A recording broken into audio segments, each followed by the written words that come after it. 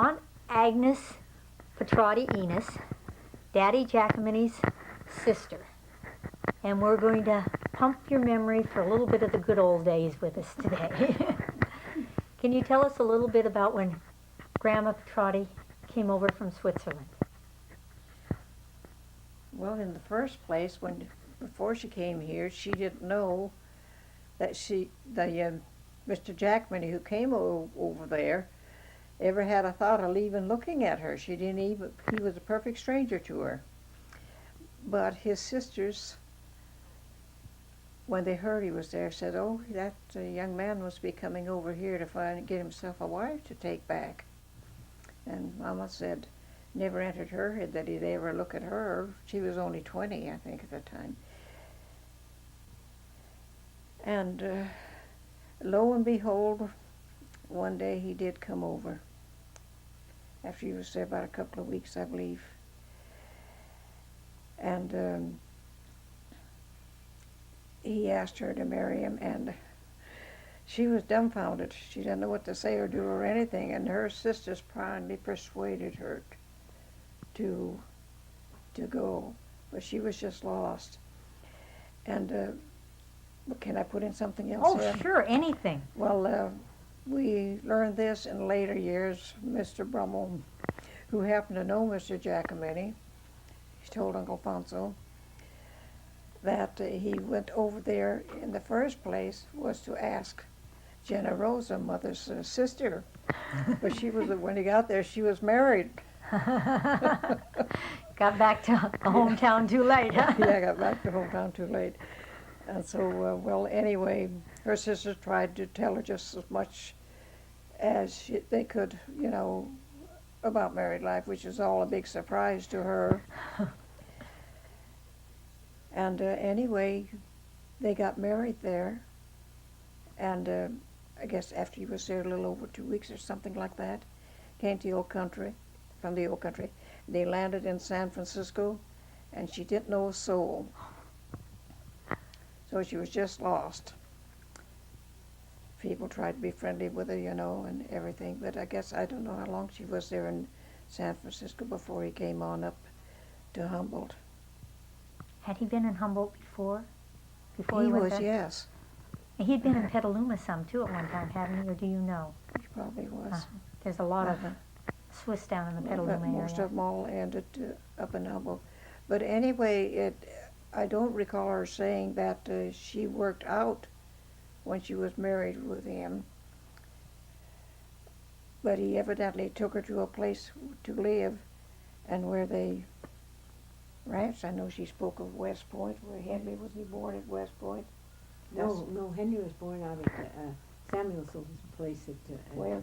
out here where the Peenies lived. Oh, yes. Well, somebody was born at West Point. Maybe Carrie was. Or could have been the first other baby. Henry. Maybe Yes, maybe the other Henry. Uh-huh. Went up the cemetery, or his father, when he passed away, he couldn't say Henry, and Swiss is Enrico, and he called it Enrico, I guess, and the stonecutter, he understood Andrew.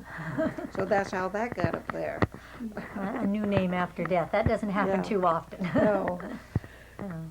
And then when Enrico died, they were out here.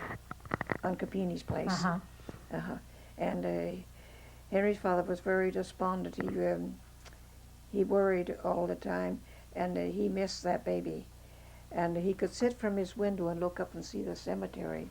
He used to sit there all the time. Mourn. How long was Grandma married before she had her first baby? Do you know? About 3 years, I guess. I'm not sure, because I know she said it was quite a while. Sheesh. If you worried after 6 months, imagine what she must have been worrying by then after 3 years. And then she met Grandpa Pedrotti had worked for them. Yes, on the Capini place. And he was there the day that the other baby died, wasn't he? He was, and also the man that that married the daughter that jumped over the boiler and dropped the baby in there. the girl rather. And then later, Grandma worked for Grandpa Pedrotti out by Bear River, wasn't it? Yes, Before I they guess were married? he got had a place there, and he needed a housekeeper. So I guess he asked her to. But I don't know just if she went out unmarried or married. I never heard. Did you? No, I didn't either. And let's see, Grandpa Pedrotti was also from Switzerland and in the same general area there up in the Valley Margia, wasn't it? No, he was in Canton Ticino. My mother's from Bellamaggia. Uh-huh. But are they both at the Ticino, the same counties? I think. I was Canton thinking they Ticino. were when we looked it up on paper Yeah, one time. Because my dad was from Gemaglio. Yeah, well, that's right up in there. Right down towards It's in the valley, and It's like going from Ferndale to Grizzly Bluff to Price Creek and things. It's all sort of. just kind of it's in one the long- valley. Manzanio's more up in the mountains. And, isn't and, it? yes, it's at the end of the, not at the end of the railroad station there, but it's, you have to go up the hills where Brimtal and Manzonio. Rajamala, is that where? Manzonio's where Grandpa. Manzonia, Manzanio, that was mother's place. Uh-huh. and Grandma was, and Grandpa came from Montalo? Brimtal. That's where Grandpa from Uh-huh. Giacomini came from. Mm-hmm. And did Grandma ever say about how old Grandpa Giacomini was when they got married? No, Was he older than she was? I don't know if he was or not. She never did say. I was just wondering how much, how old he was and all. I imagine he was older because he'd been over here in this country before, because he went back there. I imagine he was possibly around 30. I don't know, but I just imagine he was. Because I know Generosa was only a couple of years older than Grandma when we checked the birth records in Manzonio the last time we were there. Well, Mother always said that she was the schoolnee. The baby. No, What was the that? last one. Oh, okay. Clean the nest out. Oh, was that it? What it meant? School Clean means to sweep out. to sweep out. And that's what you were then later in life. Yeah, I guess You I were was. grandma's. And then that makes me what I am. And by the time Mother had 12, she was really sweeping out when she got to me. Gee, what would Mary be over here? She was just the start of your brood. A long ways from the sweeping out. No, we were married the end of May, and the following year she was married the 3rd of May. Or born the 3rd of May. Born the 3rd of May. Well, that's like Mary Capini. They had their first son 9 months to the day from the day that they were married. She says, well, we just didn't waste any time once we got started. And then they were out at Bear River when Grandma Pedrotti and Grandpa Pedrotti first got married.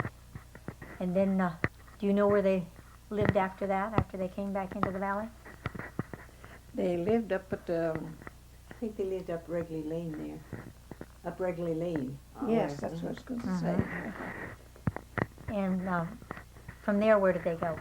Anyway, Then they went to the Steinhoff place, which is over on the big turn on the end of Waddington Road.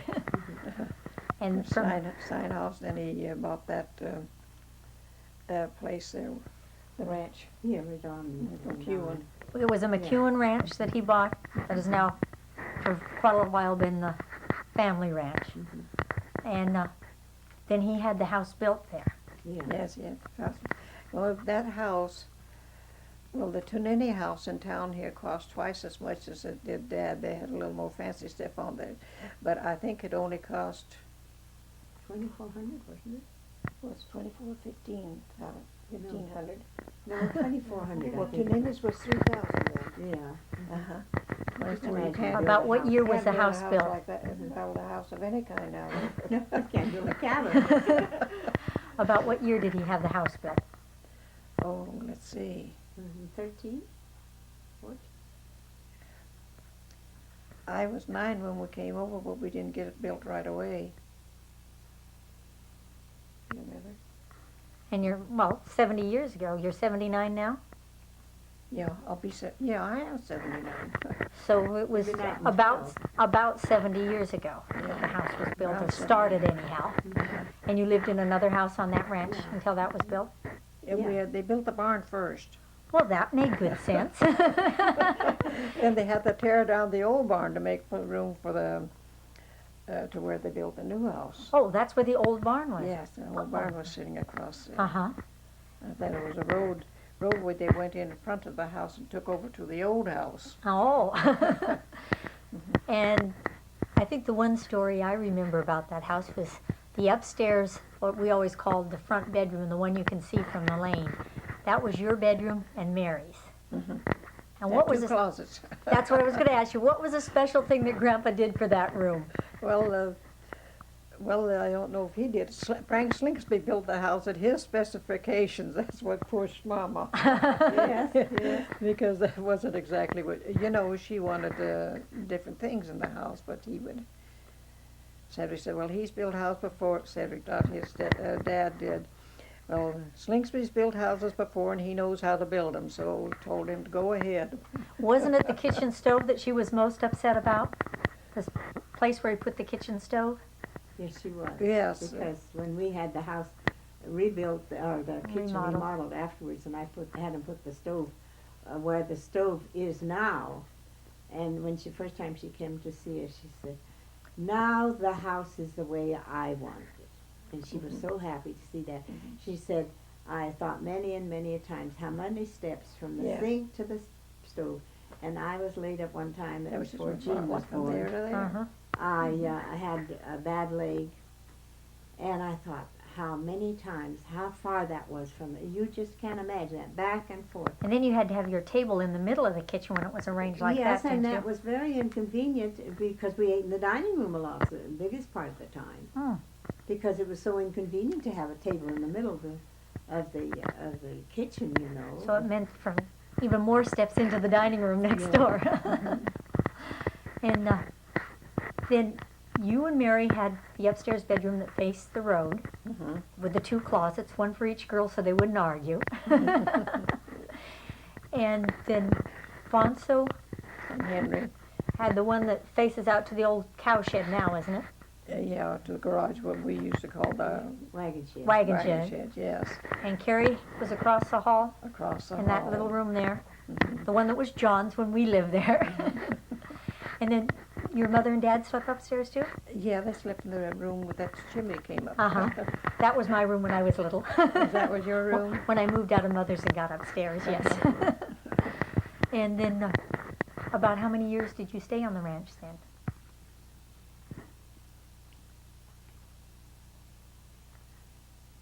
Let's see, I was, when we moved Into well, town. after you were married, Yeah. when you folks got married. How old were you when we got married? Oh, About 17? let's see, we were, Was you no, in- I was still in grammar school. Oh, you were still in grammar Yeah, I was, when I moved, I finished up my last, from December until graduation time of the convent school in town here. Oh, uh-huh. Uh-huh. And then what year did you graduate from high school? 1918. Well, then that was just a year after Mom and Dad were married, though. They got married in 1917. So, well, how many years did you go Oh, to? that's right, Fountain was there first, before you and Henry. No, did you and Henry live there before? Oh, no, we lived there first. We lived there first. We lived there until Joe was born. Oh. Joe was born there. Well, not born, he was born in the hospital, but then he was the last one there. That was convent school in 1918. I finished high school in 22. Okay. That's what threw me off. Because suddenly through high school in 1 year. We all do that with dates. I can't keep my own kids straight. And what do you remember? Did you go to Henry and Rose's wedding? Yes, What can you remember about that day? I remember she had a gray, what color was that? They call it taupe. A taupe, yes, a taupe gray dress. Remember my purple ostrich feathers in my hat? No, I don't remember that. Was that one of the first weddings you had gone to then?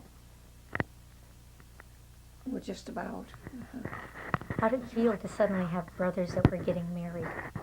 It seemed strange that the family was changing No, like I that. guess we were all kind of thrilled. I think they accepted You me remember very after what nice. I said that time when I was just 7 years old and you and Annie came over to the house? Yeah, you said, "Oh, you can stay here tonight," and you said to Annie, "You can sleep with Henry."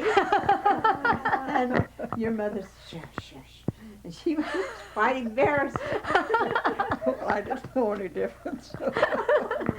When they raise you sweet and innocent, they have to expect sweet and innocent remarks that will embarrass them. But I know you girls had all you could do to keep from laughing. We were selling tickets on a bazaar, on a ring, I think it was. There was a ring, I know, involved in it, and Annie won it. It was an opal ring. They had 5 opals in it. I think you can imagine she still has it. And then how'd you feel the first time you were an aunt? Every time I went, You were an aunt for the first time when John was born.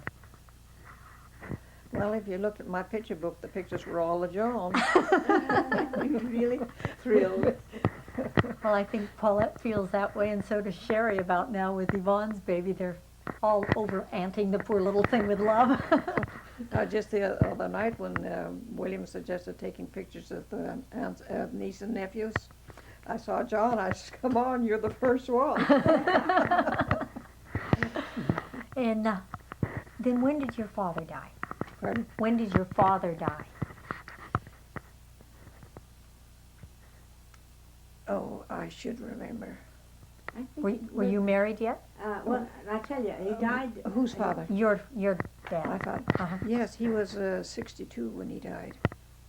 But he died when Harold was 6 months old, I think. So he died before you were married. Uh-huh. And then where did you get married? Where did I get married? Yes. In Monterey. Where did Aunt Mary Martin get married? Father Gleason's house. That's right. parish. Uncle had to get married Les there. was not a Catholic, so they were married in the priest's house. Mhm. And where did Fonso and Winnie get married? They got married in the house. And, Father's house. and Don't forget, I got married in San Carlos Church there in Monterey. oh, was that it? That was funny. We had gone over to, we were down on the Native Sons Convention. So Cedric went as a delegate, but of course he just attended 1 or 2 meetings, but he had an uncle at Patterson. So we drove on over. We had to go to Salinas to, dumb as we were, we thought we could get our marriage license there at that court building that they have there, but it wasn't the right kind of a court. We found that out. We felt foolish. So we had to go to Salinas to get our license. So we drove on over there, and we had Uncle Joe and Aunt Elma there at Patterson's. They were living. So that was just a short, not too far from there. So we went over there and saw him because when we saw Father before, told him we had to get our license. And so he says, well, then you get your license and come back and marry you. Well, anyway, on the way back, we visited there, and we supposed to, well, it wasn't the time when that 5-day proposition. Uh-huh. In the first place, we wanted to go to Marysville to Father Henry Hand. Mhm. But that was all knocked in the head from that 5-day deal because of that 5-day proposition. So we applied 1 day, then 3 days had to elapse, then you get it on the 5th day. And so when we came back to get it on the 5th day, the battery dropped out of the car. Sounds like things that happen to brides and grooms even now. And so, well, we drove on, got that fixed, of course, and then we went to see the father in Monterey there. And he says, well, you go back in the morning, he says, and get your license and come back here and I'll marry you. But he says, take your time, don't get any speed ticket. What was your wedding dress like? Can you describe your dress? Oh, it's just it was a ordinary rose beige. No, rose It beige. was great. It got, I don't know, not too fancy, just a plain dress. And we know what Cedric's suit was like. He was wearing it for his 50th anniversary. Yeah, that's right. He got that. I think he paid $35 for that suit, And he got it from Paulie Erickson when he was there at Martin Erickson, you know. Like Tony Regley said, you had that for 50 years. He says, mine, he says, it was in threads long ago. Well, I think Henry's, when he had it, right, it was, I don't think he had it anymore. He might have, but if he did, why it got burned up. in Well, the for fire. his 40th, I had to put in the back of Cedric's trousers, you know, deep like the coat hid it. Uh-huh. But this time, I didn't have to do that. It still He had fit. to cinch it up a little more. Oh, well, he'd lost weight because he'd been sick. Was that it? And, oh, I lost my thought, too. See, it doesn't only happen to you girls, it happens to me, too. Some of the years when you were all a family there, living together, can you tell us some things about my dad, about Henry, as a little boy or as a young man that you recall? Well, I know I worshipped Henry, and everything Henry said was right. Henry said so. I believed everything he said. I remember one time he said that he come in and he told at the breakfast table that one of the geldings, the horses, that's a male horse that's been ordered, had a cold. And they said that couldn't happen. It did. It has because Henry said so. Of course, poor Henry was giving her an awful line. He used to tease her a lot. They give me big like Yeah. Carrie's the one they really tease. But she always stuck up for the one that they were knocking. Yes, she always. Yeah. For the underdog, huh? And then, do you remember when he left for San Francisco to go to school? Not the first time, but I do the second time he went down. He came up once and then he went back again. Was that at Christmas time when he came home? What's that? Was that at Christmas time or something when he I came home? really don't remember. Because I know Mother, you told a story about the money he brought home one time. When he came home, one time he wrote. He said he'd come home and that was at Christmas, I guess, because after a day or two, Grandpa said, well, he wanted to go. He was going to town, and so Dad said he pulled out his wallet and he had I don't know how many $20 gold pieces. And he said, well, I want you to put those in. I think it was over $200 worth, or $250 worth or something like that. And he said, I want you to put that in the bank for me. Of course, Grandpa, I guess he thought he was coming home broke. And I guess poor Grandpa was just surprised, you know, when he pulled out that much when he coming home from, of course, that time, but that was a lot of money. I don't remember Well, that. of course, you wouldn't really remember because that was just, you know, he was just a little boy. He said, Grandpa was sure surprised. Didn't he have it sewn in his coat before he came home?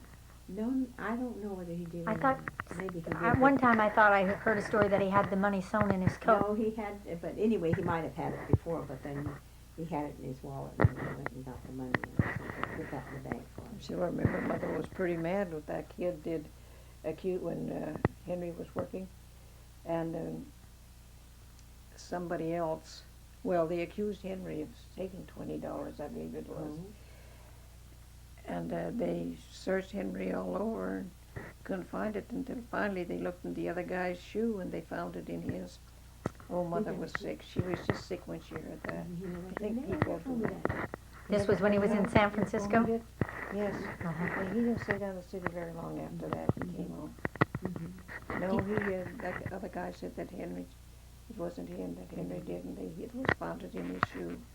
What kind of jobs did Dad have when he was in San Francisco, do you know? Well, he worked in a store of some kind, didn't he? No, he worked, well, most of the time he worked on a boat from Vallejo to San Francisco. And he sold papers and candy and stuff like that. Yeah. Then he'd go back, you know, they'd make the trips every so often, and they'd sell a paper on the steamer, on the boat, you know, and then people throw them down and they'd get off, and he'd go back and collect them up and fold them up again, and resell them, you know, that was, Extra money that way. he did pretty good on the boat. I'd say to begin with, Dad was always a pretty sharp businessman. Yeah, I guess he was. And then did he work as a bookkeeper for a while in Yeah, San he worked as a Francisco? bookkeeper, but that he soon got old. He said he Well, just that's- had to get well, outside. that was the in time. a store someplace. Yeah, And he was in a little cubby hole upstairs yeah, somewhere. where that happened to him. It was the other guy that did the deal and blamed Henry for it. Then where did he work when he came back? Well, he worked on the ranch for a while, didn't he? Or, no, For a while. then he went and partners with Ambrosini. Yes, he worked On the at the store. but He was there for about 2 or 3 years, I guess. That's Ambrosini's, that lady that he was living with. She'd always come in and get her groceries and everything, and they'd never make any account of it. So Henry had to put a stop to that. And then he lived at the Ivanhoe Hotel during that time? And do you know it was one of those store buildings between the Ivanhoe and the Valley Grocery now. Do you know which of the storefronts was where the store was when Dad was there? I don't know. I think it must be the one close to the valley. Don't you think so? I don't know, it's one of the, There's two it's of one of the them. others One or too. the other. And what type of a store was it? It was a Grocery. general merchandise. He took orders for suits and they sold men's clothing. And they delivered. Delivered, yeah. Because he delivered cheese to some lady one day and she was awfully upset about it. She didn't like that cheese. And he says, fine, he says, if you're coming to the store, I'll take it back, but you come to the store, next time you come to the store, and you pick out your own cheese. So that afternoon, she came to the store and he'd put the remainder of the big cheese that he'd cut the chunk out of on the block. And she come in and she says, I want to taste that cheese. And so he gave her a taste of it and she says, no, that's good cheese. He says, why don't you bring some of that out? So he says, I want that whole cheese. So she took that cheese. He said, you never will forget. She got the same cheese that he took out. That often. How to satisfy the public. And then after he left the store, where did he go?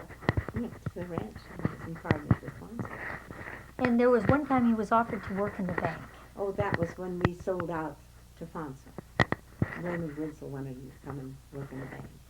He said, no, I've got a family to raise, and I won't raise them in the town. He said, I want to get out in the country. But that's where he was happy, was doing outfield work. And from there you went over to Alton? So many 17 years. kids at Quaker in banks now. Huh? So many youngsters are working in banks. Yes. I see Herbie Gloim and his boys working in the bank. And other than idolizing Daddy, do you have some other pet stories of his that you can tell us? No, not. Oh, I used to, whenever they'd go out to go to a dance or something, I liked horses. And I used to hitch the horse up for a horse and buggy for them. They say, Agnes, will you hitch the horse up to put the harness on? I could do every part but the tail part. I couldn't get that, so I left that for them. And then I'd do it for them, so all they had to do was come and change their clothes and eat and shoot off. That saved time. He was lucky you idolized him, or you probably wouldn't have done it for him. Well, I did it for Fonsa too. Well, they always went together. Uh-huh. Uh-huh. And what about the time he was in a wreck with Leo Christine? Do you remember that? Yes, it was right there at the McAllister Hill there where Bologna has them now. Uh-huh. It used to be quite a hill. Just there, a little quite ways steep from place. Coffee Creek School. Uh-huh. Uh-huh. Yes, and what on earth happened there? They passed Mr. DeCarli, those old DeCarlis that lived out there by the end of the lane, you know, what was their name? Fidel. Fidel DeCarli and his wife. They were coming home from church. And there was a lot of dust. It was the road wasn't paved then. It was all dusty. And Leo lost control of the car. And Oh, was Leo driving? Leo was driving. It was Oh, I Leo's thought car. it was Henry. No, Henry didn't have a car at that time. And it flipped over, and Henry got caught under the console, and Leo got thrown out, but Henry was caught under the car. And when they got out, they started to look around for Henry, and he says, well, I'm under here, get me out of here. So they didn't hardly even raise up the car, they just got a hold of his legs and pulled him out, and they just... Leo grabbed him by the legs and pulled him out. He got his gravel work. Well, of course, his nose gravel was worked broken. into his face. and He his- was picking his gravel neck. out of his face. How? And his neck was within, just with the Dr. Ring said, within a hair of being broken. Ah. That neck bothered him for a long time. And then he had a nurse for how many days? 10 days, he always said he never seen his nurse. Yeah. She slept in the same room, wasn't that it? For Yeah. 10 days he had a woman in his room and never did see her? Yeah, He said his eyes were swollen shut. He couldn't see anyone for 10 days. Because I never did see her. That was there at home. Yeah. Who was the nurse? I don't remember. Miss Redding. Nellie Redding? I don't know what her name was. Other than that. Must have been those Reddings used to live there next to Grandma Brazil, where I Dr. think Crane lived. Yeah, where Dr. Crane lives. Tell us a little bit about Aunt Carrie. Aunt Carrie? Oh, she had a hard time from the beginning. She wasn't very big to begin with. No. And Mother used to carry her on a pillow all the time.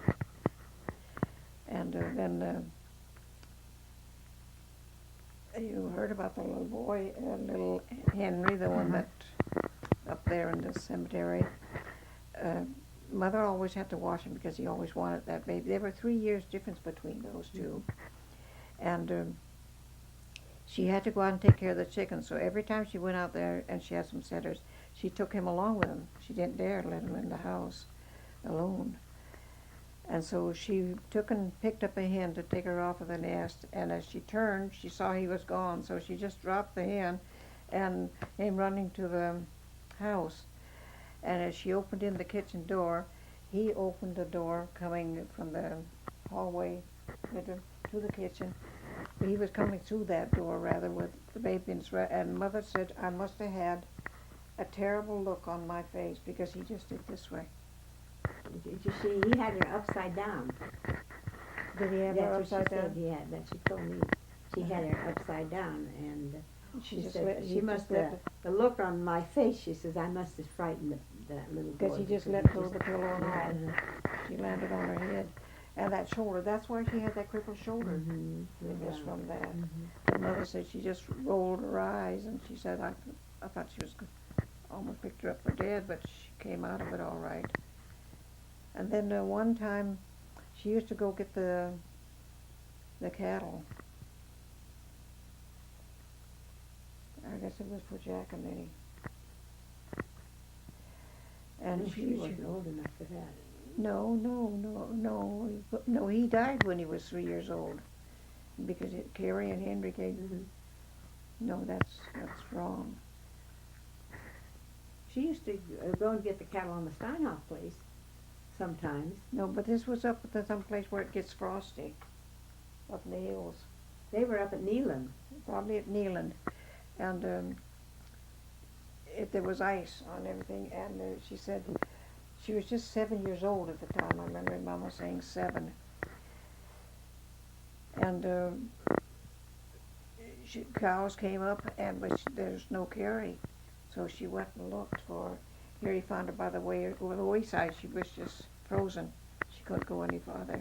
Twice she got frozen. She never even told me. Well, that I don't know. When she was only about 4 or 5 when her father died, because Henry was just 2 or so. She was no more than 4. That was the fire burned them out. What fire? No, when Grandpa Giacomini died. Oh, I couldn't tell you that for sure. And then after that, Grandma lived in Eureka for a little while. I know she was on the county. In those days it was a disgrace Yes, to be on the county. But nowadays everybody looks for it. Yeah. Now it's different. It sure is. So they were in at Neeland when Grandpa Giacomini died? In by Eureka? And what are some of the other special things we should try and remember? Can you think of some special events over the years? Oh, I know what I was wondering. The property that Fonso's family has now, was that part of the ranch to begin with, or was that bought extra when... No, No. The 5 acres. Yeah, that was Next to that was a piece that Grandpa had bought. Dad bought that. It was Hackett on one side, and then Dad bought that part, and then Pete and I had the next one. And that was some Cuban sold, wasn't it? I think so. Anyway, Grandpa bought that.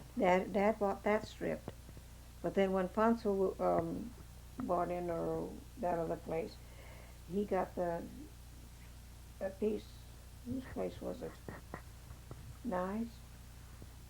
No, But anyway, they did a switch there. they did some kind of a switch there. I just don't know what. The grandpa's for the other because it would be together. You were, after you were married, you were the one that lived furthest away from everyone else. Everyone else was right out on Waddington Road, weren't they? The rest of your family. No, when I got married, they were over at Elton. Well, yeah, Yeah, they were over at Elton. but I know it was kind of cozy as Mary was out at Waddington, and I grew up. I could walk down the lane and Alfonso was on the ranch. Was he on the ranch or was Ralph there then? No, Fonso, I think, was on the ranch when you got married. No, Fonso, see, how old is Jimmy? St. he's Rita probably Cecilia. 46, He was born in 47. 32. Well, they moved, Jimmy was about 2 years old when they moved. No, he was about 2.5 when Winnie died. Did he? They moved off the ranch when David was 4. David and I were talking. He had his 4th birthday was the last one he had on the ranch where Dawn is, and I moved in and had my 4th birthday at the ranch years later, you know. So it was, we both remembered having our 4th birthdays there on the ranch. I was born over the Steinhoff house, and it was so newly built that Mother had to sweep the ashes, not The sawdust. ashes, the sawdust and the shavings out of the house. Well, by comparison then, she lived in several new houses throughout her life. Not too many people got to do that. No, just two. But Just still, two. she was The in one quite a the few ranch. houses, but the 2 new houses, not too many people come by that. Oh, and Pretty good. That was a house Steinhoff built for his wife, and she wouldn't live in it. He was down below. So he built himself a cabin, and he rented the ranch out. And but when Mrs. Steinhoff was 71 years old, she and Lily came back up from San Jose, and they lived in that house there in their old age. after all those years. Yes. And just this past spring, you celebrated your 50th wedding anniversary.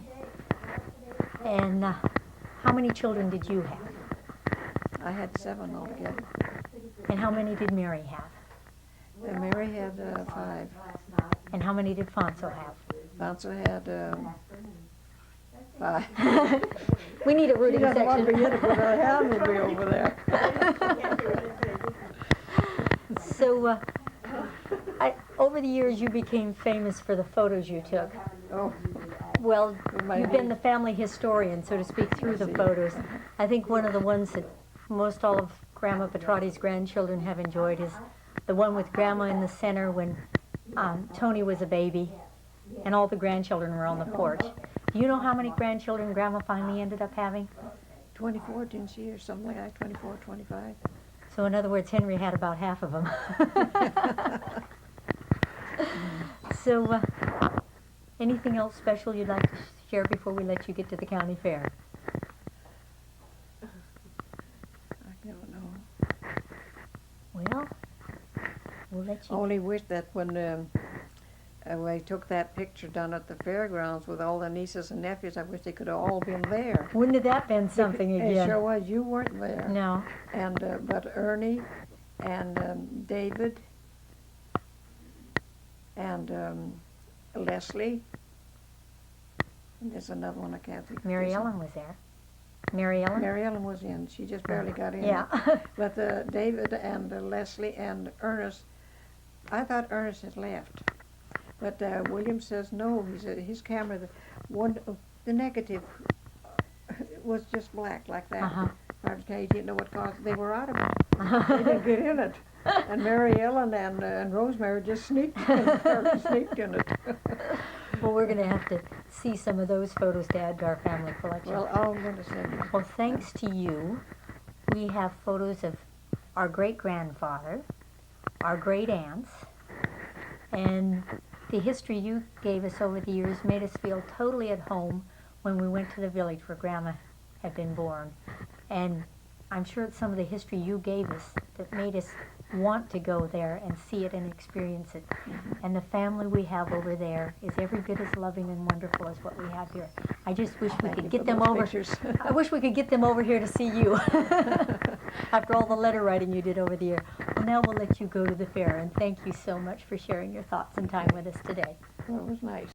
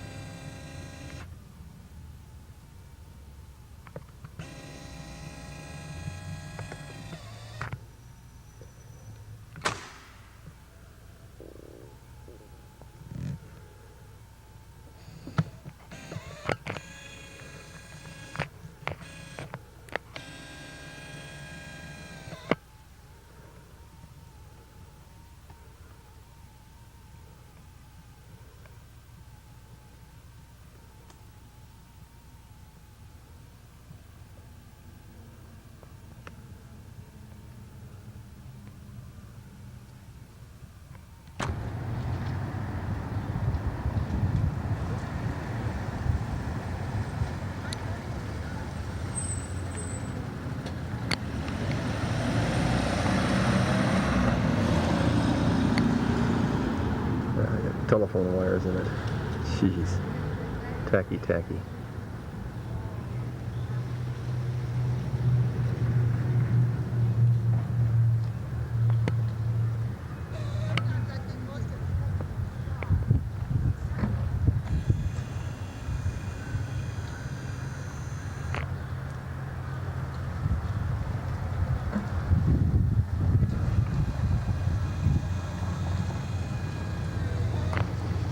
Well, I'll get our van in while I'm at it.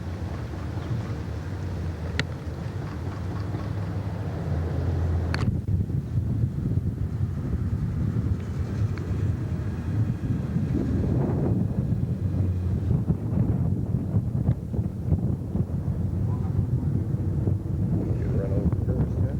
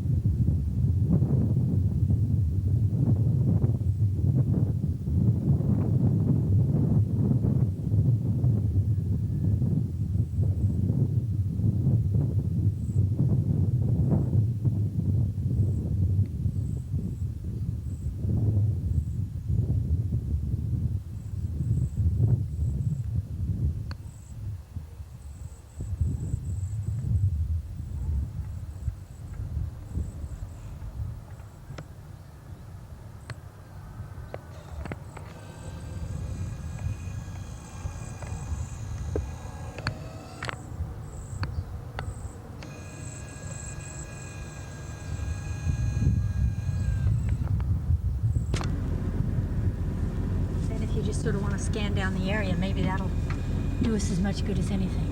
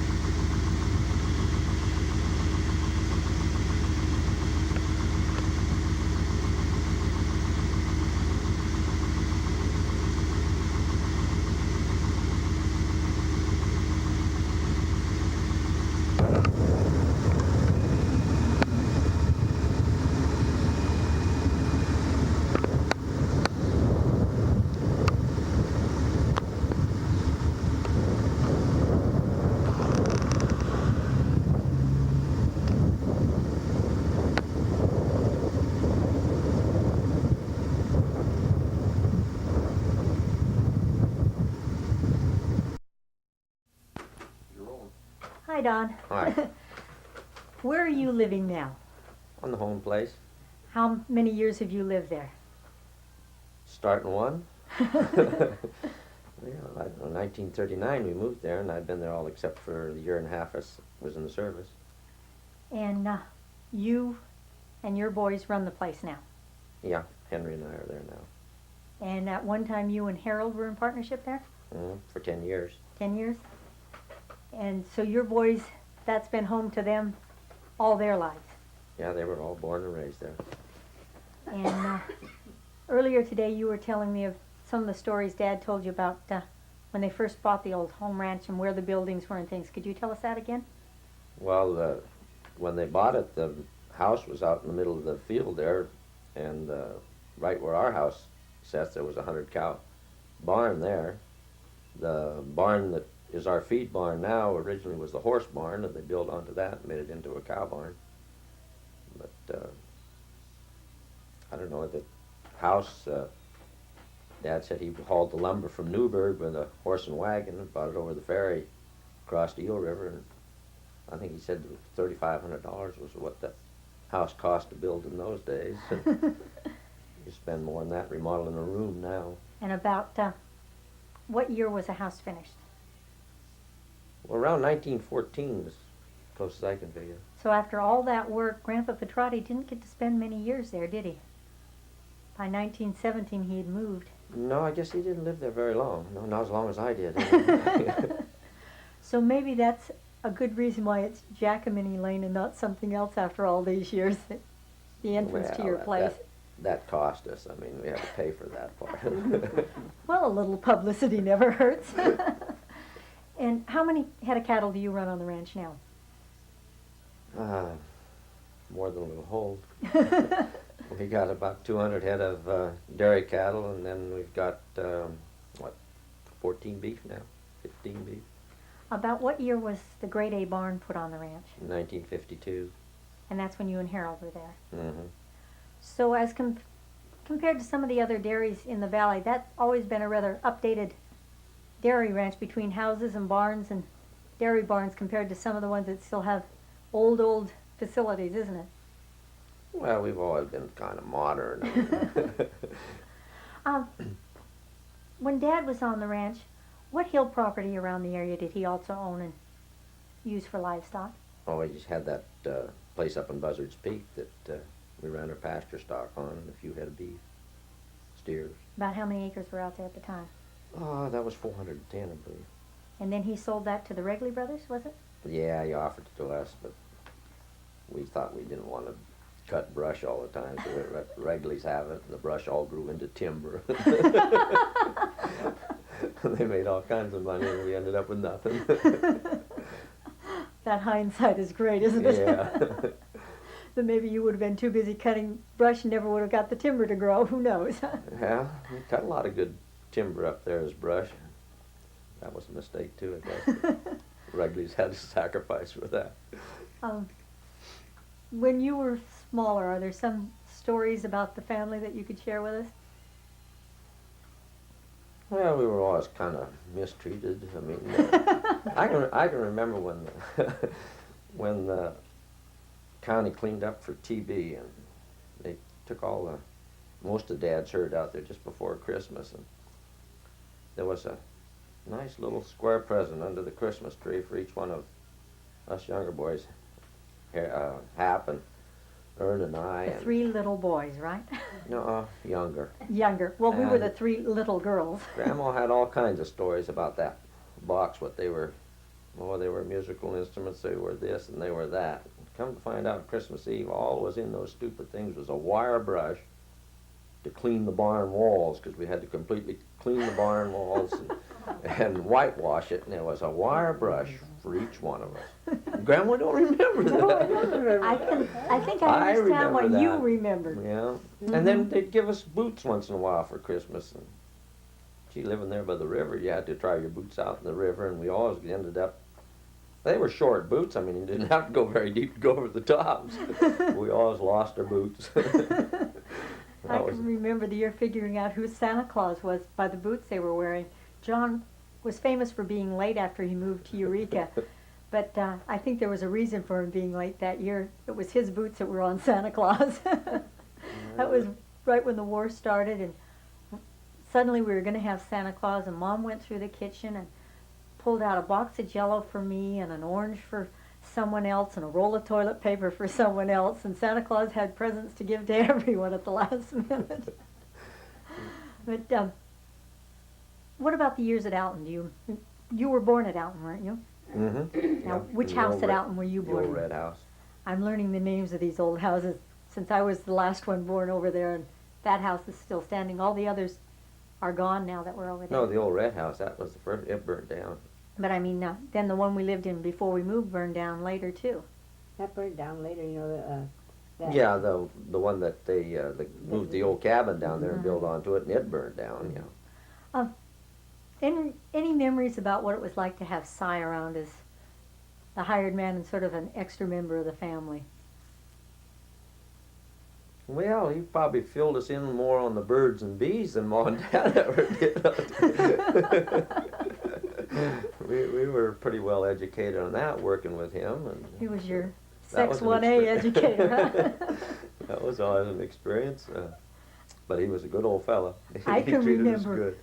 thanks to the nuns praying for him once. When we were in grammar school, the nuns told us, now if you ever hear anyone cussing or swearing, say a prayer for them. And I was on the back porch at the ranch, and down in the field, something wasn't going wrong, and I heard Cy cussing, and I said a prayer for Cy, like the nuns told us. I remember, were you around when Lucille used to try and curl his hair with the syrup after dinner at night? She heckled him more than any of us, I think. It didn't impress me that much. I guess I don't remember that Oh, part. tell us about the ritual of you and Harold and Ern sitting behind the table at night, and the usual thing that went on sometime during every meal. Well, pecking order, I guess you'd call it.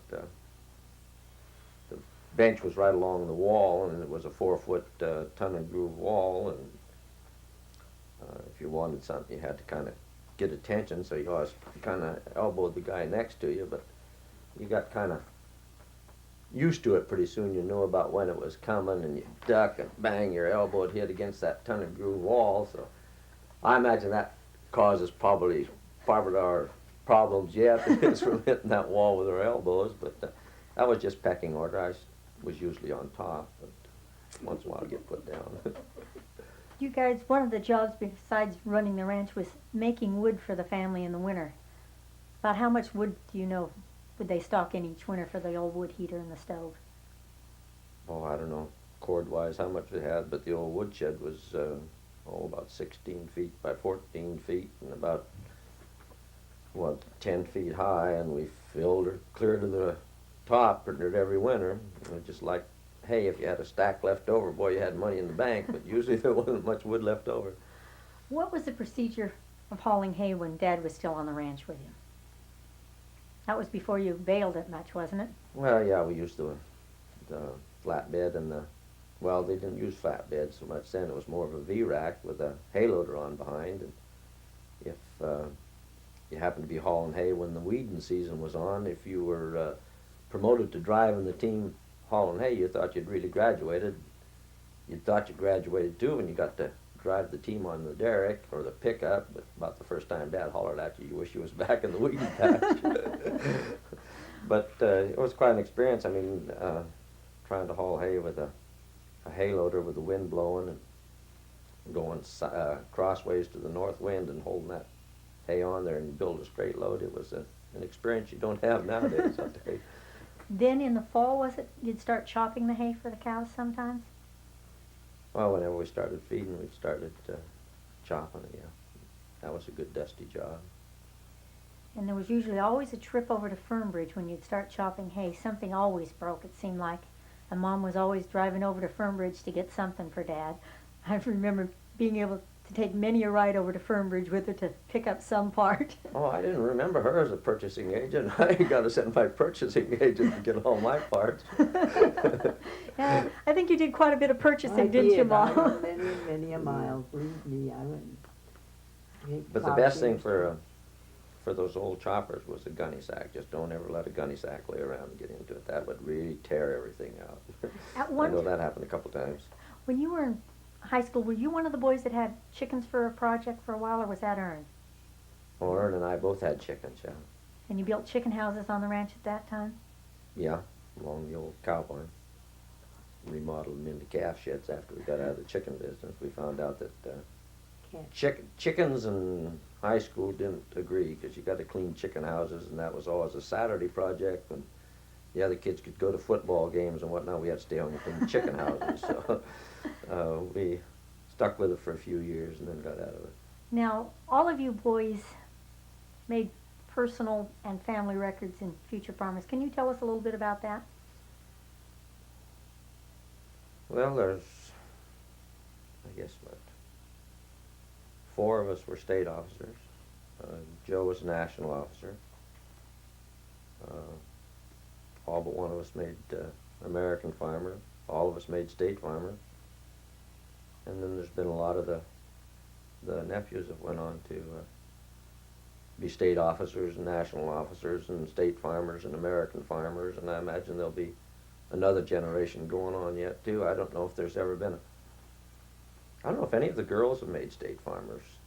I hadn't thought about that. Which is new now in Yeah. Santa Fe, yeah. Um, I know Annette won, I think, an outstanding chapter farmer in Ferndale one time. I don't know if Annette made state farmer. I or don't not. think she did. Pete mentioned one family in Utah was coming up nip and tuck with the family record. Do you know if they ever joined the family in the same achievements as our family had had? I don't know if they did or not. Otherwise, till then, the Giacomini family held that national record, didn't they, for the most sons with the most awards? I guess they did, yeah, but I don't know if it's anybody else has come on now. Or not. You were in the service when some of the articles appeared in the Farm Journal and things like that about the family, weren't you? Yeah, I was usually an insert. Yeah, that's why I remembered you were in the service. This little Joe and Don up in the corner insert.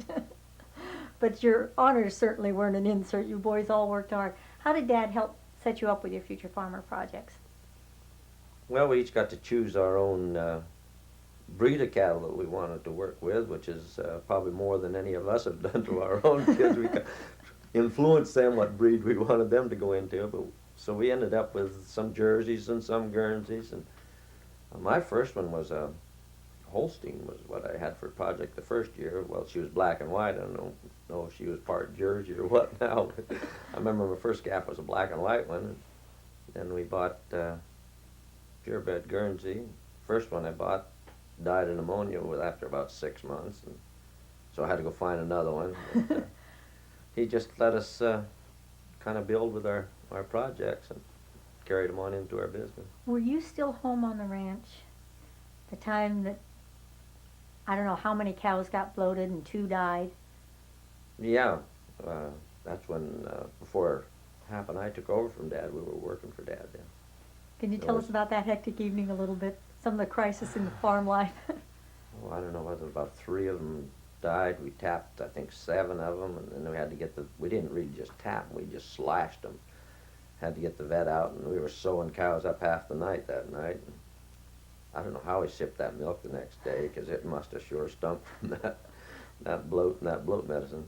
I remember Harold leaving the table that night because Mother had earlier picked beet greens and cooked them for dinner, and he couldn't take it that night. He left the table. I don't remember that part of it. That was since we were kept in the house because it was rather gory. It was That gory, part, Harold apologized and left the table that night. The beet greens were more than he could stand. I don't remember that.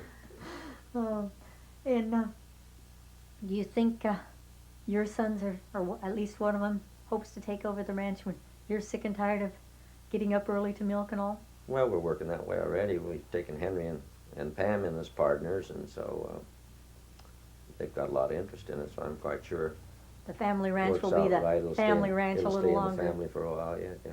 That's kind of nice and fun. Yeah.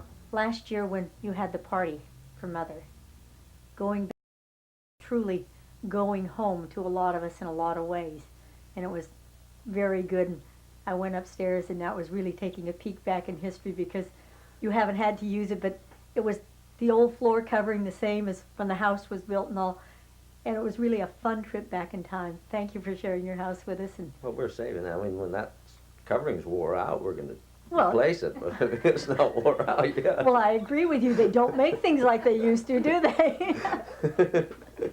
I think the thing we had the most fun in that house was when Mother was gone. With us three girls, we'd put a blanket down on the stairs and a pillow under our rump and hold the blanket around us, and someone else would pull you down the stairs. Boom, boom, boom, boom, boom, boom, boom. We couldn't do it when Mother was there. There was too much noise. But that was the pastime when she wasn't around. And how many times did you put up with us roller skating around that wood? Oh, my. Years of it, and I didn't realize how much noise it was until you were living there once, and one of Elsie's nephews was there and was riding around on a tricycle, and I thought, oh my God, the patience of Job, with 2 or 3 of us roller skating on that wood around there and sounding like a sounding board through the house. It was like living inside of a drum when you do it. So there was a lot of hours spent there, and it's going to be fun coming back again next Saturday night and sharing some more family time. Well, I hope everybody comes because, I think there'll be a lot of us anyhow. Maybe not everyone, but a lot of us. well, it'll be enough to make it fun anyway. Yeah. And thank you for sharing your time and thoughts with us. We really appreciate that. Oh, you're welcome. Okay. It's Mary Ellen too, isn't it? Mm-hmm. That has to be Jean. That was Gene. Yeah. Mm-hmm. That hat. Yeah, he had that hat for quite a while. Now this is a tricky one. You get down That's to the Rose. 3 little girls. Who was who? Okay. That was Rose. That's Mary Ellen, Dawn, and Ern, isn't Mm-hmm. it? Those that I can pick out quite easily. I don't Yeah. have to bother to write on. Okay, is that Mary Ellen or Rose or who? That's Rose. It's cute. That has to be Harold again, isn't it? Yeah, that's Harold. That was the day before I cut his curls. Okay.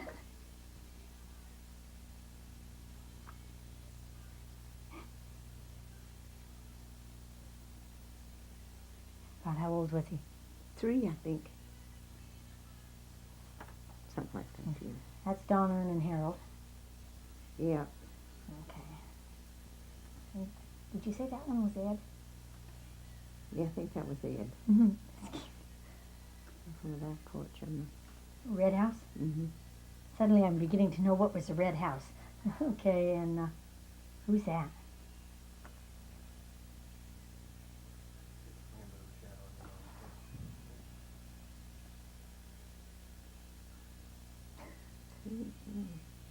That's a I question. thought that was either Ed or Harold. We'll put a question mark, okay? Ed or Harold, question mark. Oh, I know how that goes, believe I me. think that was Harold. Well, it won't make any difference.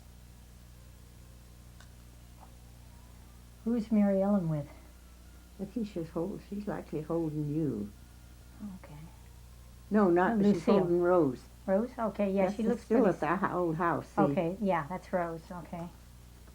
And Rose. That's the next house up.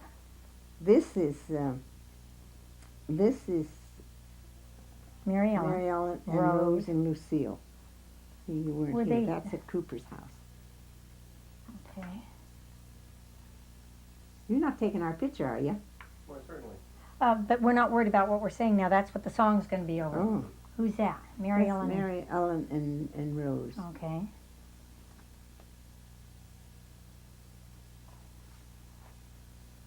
That's Jean. That's Jean and Rose and Mary Ellen.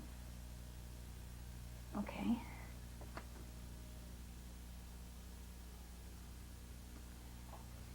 Any idea who That's Grandma with? That's Grandma and where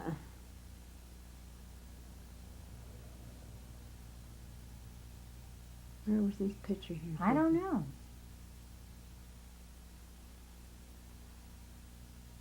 Oh well. Can't figure it out, we Grandma and one of the babies. can't. Now that's Ed again, isn't it? Yeah, that's the red house. That's it. Okay. And that's Jean. That's delightfully Yeah, that's devilish. Jean. He's in her grandma's. Mary Ellen and who? And Rose. Is that Harold? Yep. That's Mary Ellen. Mhm. And that's John, Jean, Joe, and Ed, isn't it, with Aunt Mary? Mhm. Okay. We're just about ready, and I'm sure that'll give us enough time. Now, would it be better if I move back to the other chair? Light-wise. Probably so, because Okay. No problem. you're throwing heck of a shadow. That's good. Okay. There we are. Okay. Good afternoon again, Mama. Hi. This time we'd like to talk about you and Daddy and having your family. How long were you married before your first baby was born? Well, he was married about 15 months. And you never had such a long period again after that till you stopped, did you?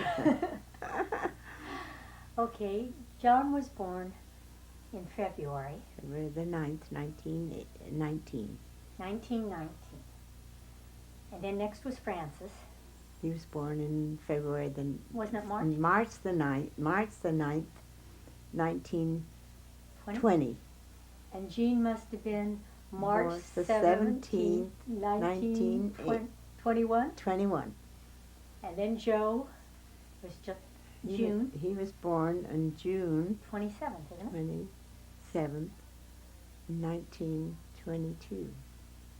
And then Ed, Ed was born in, February 9th again, 5 years from the date of yes, February, John. on John's birthday, February the 9th, And that was 1924. 24. And then after that many boys, the next year, 13 months later, you Then finally we got had our girl. your girl. Hmm. And that was Mary Ellen. That was Mary Ellen, And that was March 6th, March the 6th, 1925. 25. Hmm. Then you went back to boys. Yes, we changed the pattern. And you had Dawn. Dawn on May the following year. So that was May 26th, or May of 1926. Where were we from before? We said Mary Ellen was in 1925, was that correct? Yeah? And then Dawn comes next. Yeah. Yes, and then on the following, on the 27, on the 21st of June, why, Ern was born. And Ern was born on whose birthday? On Daddy's birthday. He was the only one that was born on his father's birthday out of 12, right? That's right. But he had a granddaughter, a great-granddaughter that was born on his birthday. His birthday too. And then Harold was born the next year. He was born on the 16th of July the following year, yes. And then you had quite a break there, but Yeah, there was about 4 years that we had. and during that time, Harold started praying. What was his prayers about? Well, he was praying for a little sister But after the little sister got so she was about a year and a half old, why, one day he come to me in tears and he said, "Gee, Mama, I just wish I hadn't prayed so hard for a little sister because she's always getting into my things." And when was Rose born? She was born on the 21st of September, 4 years later. Okay, and but in between there you did have one miscarriage. Yes, I had lost one and two there. And that was when all the kids had scarlet fever, was that it? Well, yes, they had scarlet fever. How many did No, you, they had the measles. How many did you have down with it at once? Oh, I had 5, I think, down with them at once. And taking care of them and going upstairs and downstairs and back and forth? Back and forth. Did you have any other help during that time? Yes, I think I always had lots of help. I always had, and not always the best of help, but I always had good help. But I had good help for a number of years. I had Anna Renner now, and she was with me for almost 2 years. Uh-huh. Then she married my brother, and I really had good help. And then we heard the other day that the fire wiped the family possessions out in the house 6 weeks before Lucille was born. Yeah, that was about 6 weeks before. Well, then you must have had to start all over with diapers and everything. Yeah, for Lucille. no, I had the diapers, and I had made all the diapers, and all my baby clothes were all ready, and they were packed in the buggy. Oh, they were in the buggy. buggy, and Joe was home at the time, and he was the one that got the buggy out and saved all the buggy and my baby clothes. Well, at least you had those. Yeah, at least I had those. I didn't have to. But the rest of us, why, we had just the clothes that we had on our back. Oh, boy. And then Lucille was born in December December 2nd. 2nd. And then 14 months later, you had your 12th baby. I had my last one. Your last one. And now I know that was me, but I've heard a story about the problems of naming a 12th child. Can you tell us that story? Well, of course I had my baby to home. We'd always delivered my babies to home, except one. Joe was the only one. He went to the hospital, and the doctor thought I had difficulties and thought I should go to the hospital. Old Dr. Ring was my You had your doctor. appendix out during that No, I pregnancy. had a repair job. Oh, a repair job, okay. And he thought maybe that there was that they had I should go to the hospital anyway. Well, I was in the hospital an hour and a half, and Joe came, and I had no trouble at all. Which hospital did you go St. to? Joseph's. In Eureka? Hmm. Uh-huh. And But all the others were born? all the others were born to home. Uh-huh. And Well, anyway, about naming this baby, everybody wanted a name for her, so we said, well, they could each put a name in a hat or a box. I don't know what it was now, but anyway, each put a name in the box, and so they drew out 2 names, and they drew out Leona Henrietta. So that's what we named her. I thought there was Louise came out, and there was dispute over that overnight, and decided not to use that. No, I don't know. No, it was Leona Henrietta. But I wanted to call her Henrietta after my aunt, but Leona won out anyway. And but after, when she got a little older and she got to talking, why, if anyone asked her what her name was, it was always Henrietta. So. And tell us now, you said that the aunt that I was named after had a different idea of what I should be Well, named. of course, she was born on Bertha's birthday. That was Uncle Ellick's wife. Aunt Henrietta was her name, but we always called her Mrs. Chris. And then we called her and, Grandma Chris. Uh-huh. And she thought, she says, you'll have to name that baby Bertha. She was born on her birthday. And I said, no, we're going to call her Leona Henrietta. And I said, we're going to have your name in there. Oh, she said, that'll be fine. She never said no more about calling her Bertha then, after her name was in there. So having a child named after her was more important than being born on her Yes. daughter's birthday. For years, I could never figure out why I got a present on my birthday from Grandma Chris, because I just knew her as Grandma Chris and had no idea I had been named after her as a little one. Uh-huh. But I always got a present from Grandma Chris. You did? Yeah, she gave me a real pretty little dress one time Well, that I remember. One time I asked about it, and he said, "Oh, well, you're named after Grandma Chris. That's why." yes, she was pretty honored about that. And having the babies at home, how long did you stay in bed and things like that after the babies were born? Well, we were supposed to stay in bed for 10 days. And the first few days, why, we were really invalids. And now the poor mothers get up before the... Walk off the delivery table, almost, practically. you might say walk off the delivery table. But we had supposed to, when we did have a good rest, we always had midwives come in and take care of us. Nurses, you know, these women had, were booked up for months. And they were good, and they gave you good care. You had your bath every day, and you had your special food, and everything. It was, it really was something when you start to think how they babied us mothers, and the care that we got. And then you breastfed all your babies, didn't you? Well, the first 3 months, 4 months, but that was generally as long as I did. And then did you put them on cow's milk, or did you have a Well, special we formula? we had canned milk. We had, I know with Mary Ellen, I put her on. No, it wasn't Mary Ellen. I know I put it. At that time it was Eagle brand milk. It, you know, there seems to be fads. Oh yes, that's what's fun to There hear. was no, there wasn't very few mothers that nursed their babies at that time. Oh yeah. Very few, and then it got so that there was hardly any. Now, I Now, know of I was course, it's the only very one thin. in our family that breastfed my babies, Mhm. even for the 3-4 months that I do Yeah. it. Yeah. And then, how old were the babies before you'd start giving them food?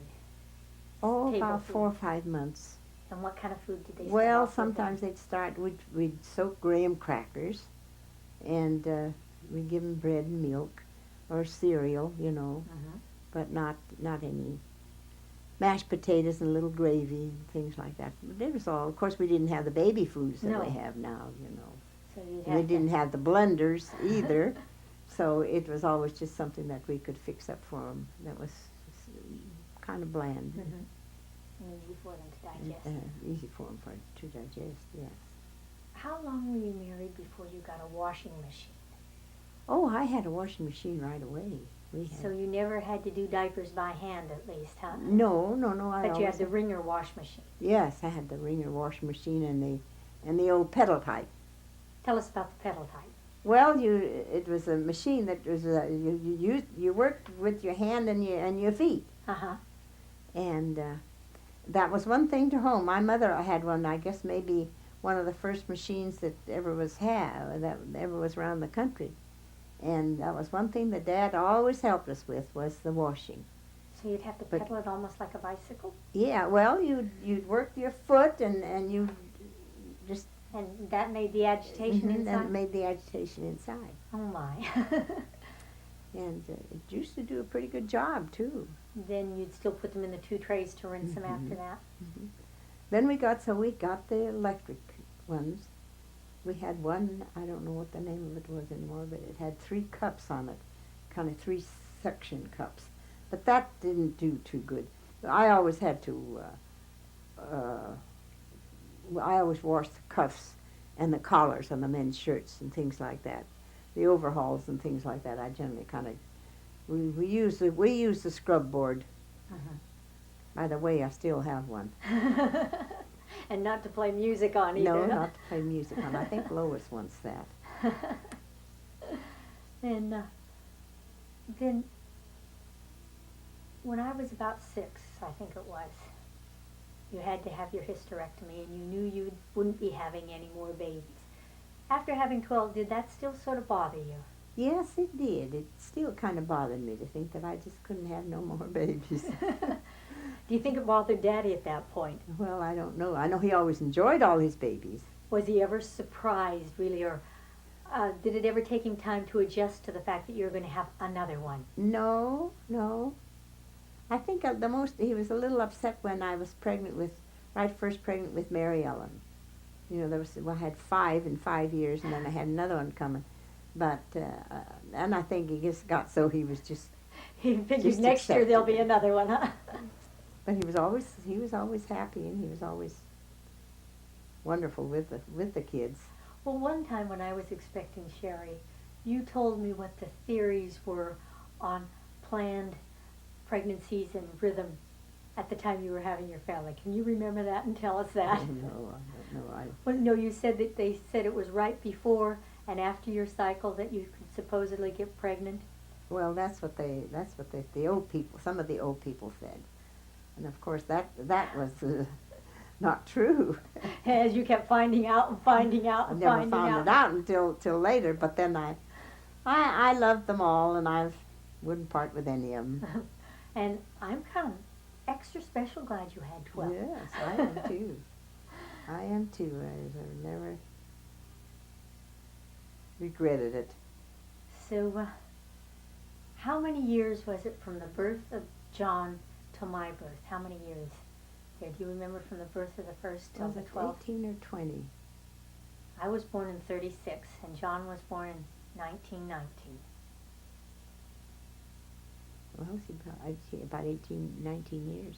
Those were mighty 70. busy years. Yes, they were very busy years, and I used to think, well, I don't see how I'm going to make it now with another baby coming.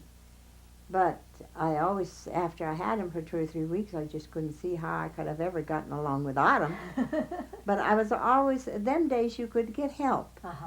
You know, you always, and we always had lots of help. I always had help.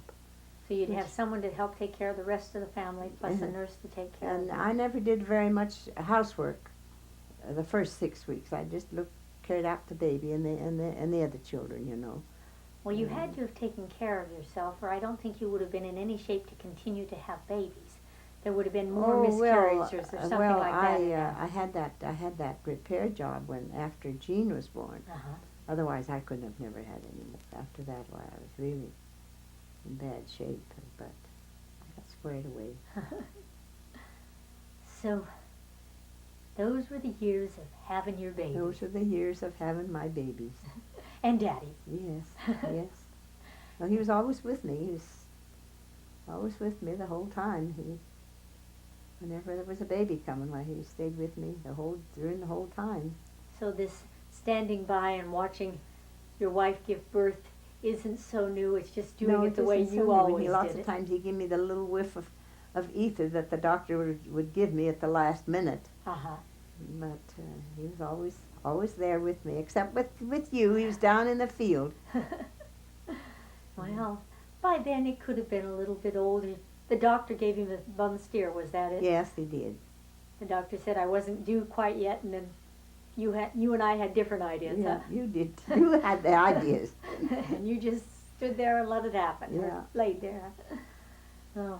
And then John, Francis, Jean, and Joe, and Ed were born on the ranch at No, Waddington? Ed was born at Joe, Was the last one born at Waddington? but Joe was born at the hospital, Okay. St. Joseph, and then Ed was the first one born At the Red House? at the Red House in Alton.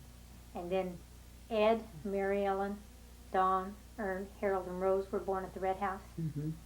And then was Lucille born at the Cooper House? Lucille, yes, And- Lucille was born about 6 weeks after the fire. Uh-huh. You and Lucille were born at that. And at this point, the house at Waddington and the Cooper House at Alton are the only two houses left that you gave birth to Mhm. babies in, huh? Yeah. Mm-hmm. Yeah.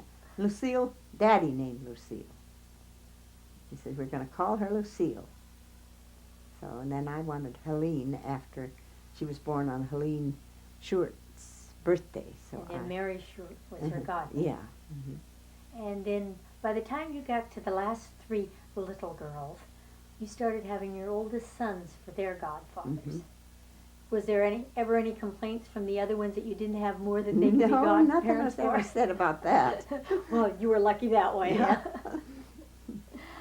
Okay, well, this has been fun talking about having your babies, where there's still babies being born, your great-grandchildren now, and the methods have changed, and Yeah, some they are back to certainly- the way they were Certainly then. are. Certainly have changed. So I think the young ones will enjoy knowing that their ways of doing things weren't so different from Grandma's day. No. Okay, thank you so much then. Start with Joe a bit, What do you want to talk about? or you can get both of them on. Let me know when you're ready. I'm ready. I'm going. I'm running. Good afternoon, Ern and Joe. This is August 22nd, 1981, and as I mentioned earlier, we're trying to recapture some of the interesting things about Daddy over the years, stories he had told, things that happened while the family was being raised, accomplishments of his, just so that his children and grandchildren later on and great-grandchildren can sort of have a feel about what type of person Daddy was. I know 20 hours of tape wouldn't tell it all, but a little bit of highlights now and then. And Joe, what's your pecking order in the family? What child are you? I'm the fourth And, one in the family. and now you were the only one that was a National Future Farmer officer, is that correct? Yes, that's right. And if I also recall what Mother mentioned one time, when they took you across country to that convention in Kansas City, that was the second trip Mom had been on with Dad, the other one having been her honeymoon. I think that's probably correct. And we also shared that with Aunt Clara. She went along with us. And that was probably, other than one other trip that I had with Grandpa, which was he came with me to the Boonville Fair after I was out of the service. And I think that perhaps because of the time or the point that I was in the family, that I really didn't ever get perhaps as close to Dad to really discuss things with him as some, maybe as John or like Ern, Don, and Harold being a little bit younger. I think it does, as I reflect now, it does make a difference in the things that I may or may not recall. Where you were in the family, each one of us sees Dad as a rather different person because of where we were in the family. I think that happened. Dad received some honorary future farmer degrees. Can you tell us a little bit about those? Well, I can't recall the years in which he received them, but I believe he was made an honorary, either, I don't know which one, while I was in the service. And maybe you recall that, Ern. Dad was made an honorary state farmer in 1946, and I had the honor at that state convention of presenting him with that key. Well, then But I now the American Farmer key, I think, came, I believe, the following year when Harold received his American Farmer degree. think that's yeah, correct. At Yes. Kansas City, about 1947. I think there was a picture of Mom and Dad on stage with Harold, and Mother had a bouquet of red roses. Back when she got the roses, Dad got the pin. But he did, he was honored by being named an honorary both state and national or American farmer, which was rather rare coming from farm stock. Usually those honors went to people that were supportive of the Future Farmer program in various ways. He kept the whole program going with 7 sons. I'd say that's quite supportive. Over a period of time, yes. And in the 40s, there was quite a few articles in different farm magazines and Future Farmer publications about you boys and about Dad. And at that time, when I read back over one, Dad commented that he wouldn't have been surprised if one of his sons had decided to be a doctor and another a lawyer.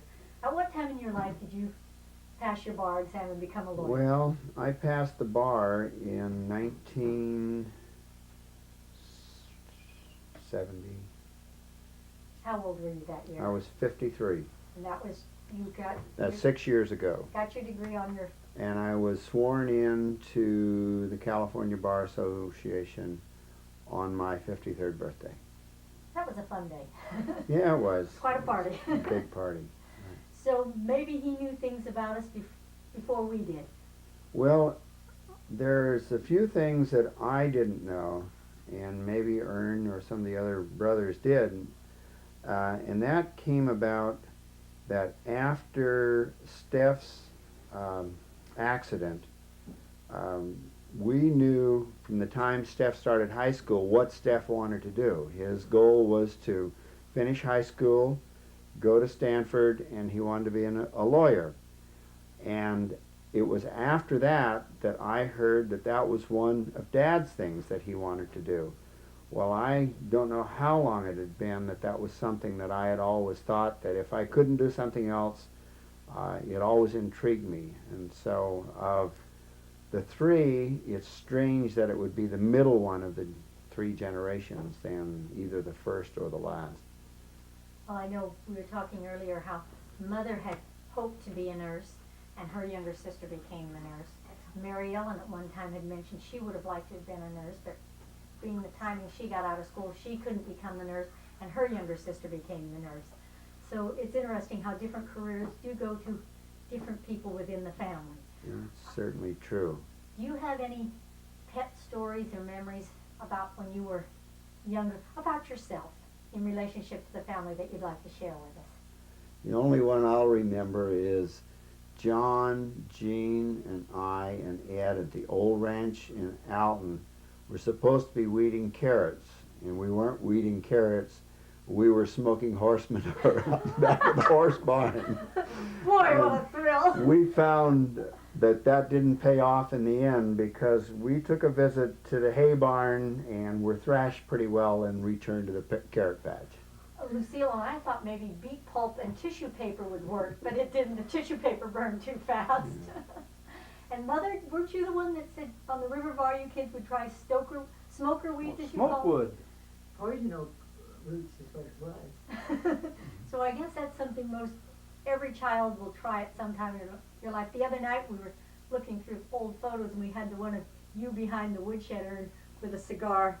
See, we found Dad's cigars. They were a little bit sharper. Of course, we were beyond the smokewood and the dockweed stage then.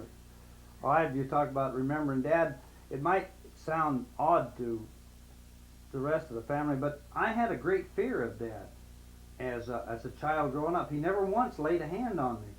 But I seen him give one of my brothers a spanking one time that I never figured I'd ever want to get. Well, you learn by observation. And after I was out of high school, and I feel it was a privilege of working with Dad alone for a year. We had a lot of good talks together. We'll start with this one because this goes back to his youth. Him telling me that when he got out of grade school, he didn't have the opportunity, or he didn't want to, I don't know which, to go to high school. So he went to work for his stepdad milking cows for $30 a month. And at the end of 3 years, he'd saved $1,000, and so then he had enough money to go away to business college. And I got to figuring one time, well, $30 a month for 3 years is $1,080. And I asked him, Dad, how he lived on $80 for 3 years. He said it was simple. He said you bought a pair of overalls for 50 cents and a pair of shoes for $1.50. So it didn't take much money to live for 3 years. There's a little more of a story that goes along with his business college enterprises while he was in San Francisco. He lived with a Jewish family, as I recall, by the name of Cohen. And it was a very strong Jewish family. And so come Saturday night, or Friday night it was, there was no fires in the house, so he was always able to build the fires. Being the Christian, he could do it and keep everybody warm. So probably the $80 was stretched in more ways than one over the years that he was in San Francisco. Now, while Daddy was in San Francisco, he attended Fields Business College. That's correct. Which is still going today. That's right. And did he ever tell you boys about how long he stayed in San Francisco? Well, I'm not sure how long it was, but he had the newsstand that he was responsible for on the ferry boats that ran between Vallejo and San Francisco. And I don't know how long he was involved in that, but he told stories from time to time about the sailors when they'd get through at Mare Island up by Vallejo. They'd catch the boat, and there was one or two of them that were Cracker Jacks. They came with their blanket and their dice, and there was the crap games that took place on the days that they had payoffs or paydays. And that's one of the things that, as we talk, things will trigger in your mind that you realize that you're remembering more than you thought you could. Don said that Dad had told you the story of transferring cows from the Steinoff ranch over to the Waddington family ranch now. Can you sort of tell us that? As I recall it, they started early in the morning from the Steinoff place, and there wasn't a county road through there then, so they had to cross private ranches, and there was, well, it would probably be 4 or 5 ranches that they crossed, and he told me that there was 27 gates that they had, or fields that they had to cross and put the cows through, and as the crow flies, or as the cows walked, it probably wasn't over 2 miles across there, but what the reasoning behind this or why it happened, I don't know, but he said they got the cows over there, and they were within 3/4 of a mile of home, and they stayed overnight at the neighbor's house. So why they never kept going? But this is the house where Buster Sutton lives now, is where they stayed overnight. Down on Waddington Road. Yeah. Then they on their way back.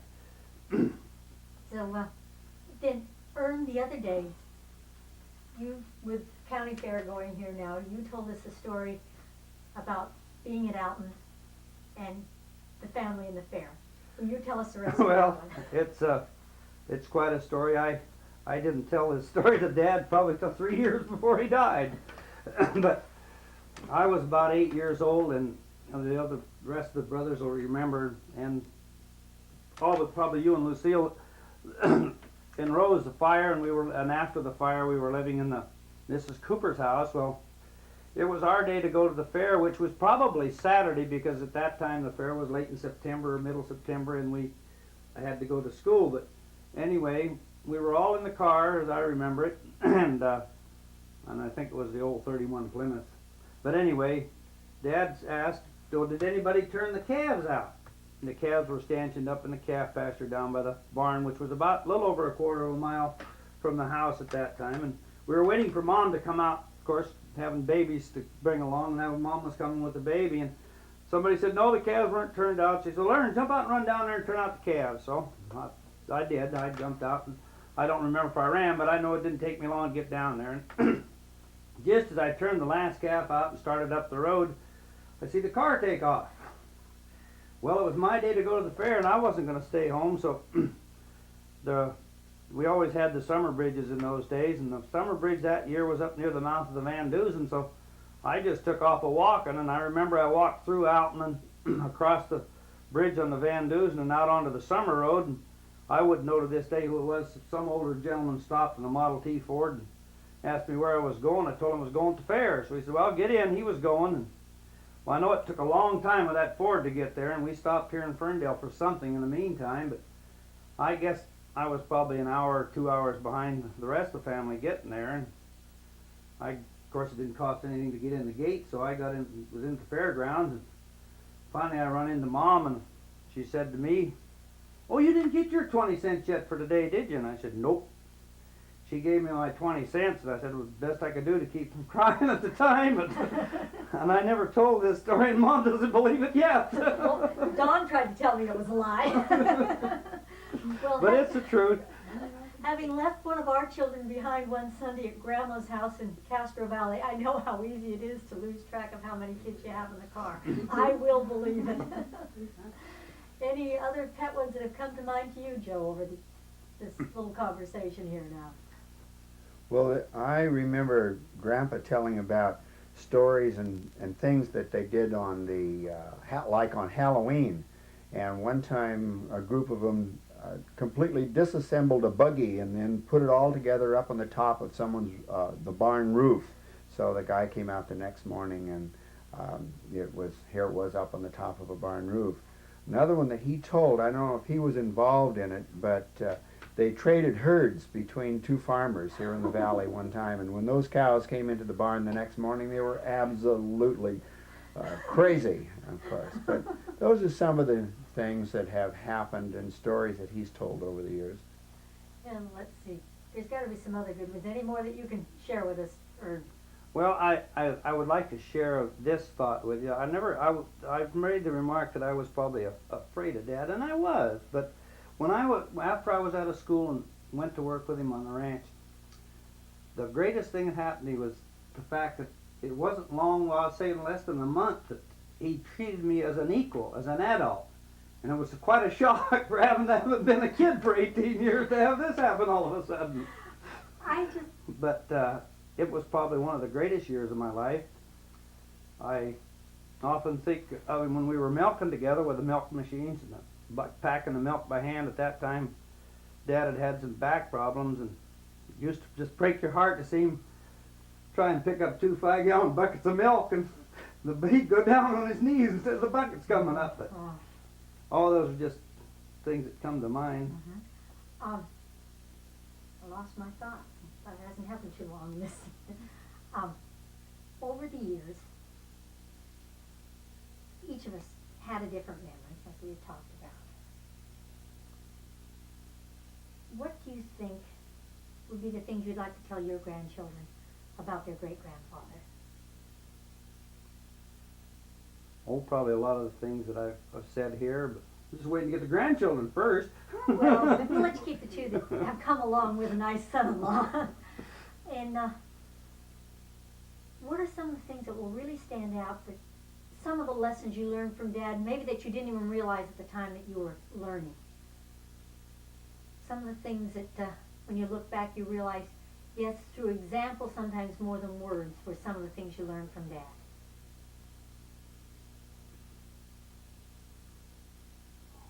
Well, I would feel that it is more in the way that not only by example so much, but in the way, as Ern alluded to, that he would treat you as an equal. If you were to go to him for advice, his advice was very willingly given. It was given with a great deal of love, and he often knew that you were seeking advice from other people as well. But regardless of what the decision was that was made and how you as a person reacted to the things that he had said and the things that other people had assisted you or given you the pieces of information to arrive at that decision, he always respected you for your independence, and if it was a success, and even if it was contradictory to what advice he may have given you, he was the first one in the world to go out and tell the world how successful you had been as a result of something that you wanted to do. So it was the supportiveness, assistance, knowing that he was there, and that he did treat you as an adult from very soon after you finished up with your high school career. Well, I think over the years, we were all aware that Dad was proud of us. No matter what our achievements were, Dad was proud of us. And it made it kind of a nice feeling to know that. Mom, too. Well, I think that's just where I was going. I think that we're spending time, yes, it's great to reflect on Dad, but you've got to remember that for a marriage and a family to have grown to what it has over the years, Takes two. Yeah, definitely. Just elaborating on that a little bit, on the accomplishments, probably my first love in life was airplanes, and the first remembrance I have of it, it was a tragedy in the nation, was when the Lindbergh baby was captured, and the connection was made that he was a famous flyer and so forth. But anyway, I always had a desire to learn to fly, and so when I was 21, not knowing but yet caring to some extent how Dad would feel about it, but I figured I was 21 and free to make my own decisions. I was independent enough financially that I did learn to fly airplanes, and eventually I owned a small airplane for a short time. But I'll never forget one day, shortly after I got my license, I was in Ferndale with Dad, and I don't know who he was talking to, but he just beamed and he told this guy that I was a licensed pilot. And you gave your mother a lot of exercise while you were flying, didn't you? Can you tell us that? You mean by watching? Yes. How many times she flew out of that kitchen door at Grizzly? Well, I never Pleasant realized Point. how many times she flew out of it. I used to go over the house a lot of times to know that. And as she'd hear an airplane, and out she'd go with a kitchen dish towel, and she would wave it in the air for all she Now was that you worth. mention that, I It just recall. might be Ern up there, and she was going to wave to him every time he was out. So you kept your mother running in and out that kitchen door an awful lot, whether it was you or the other guy.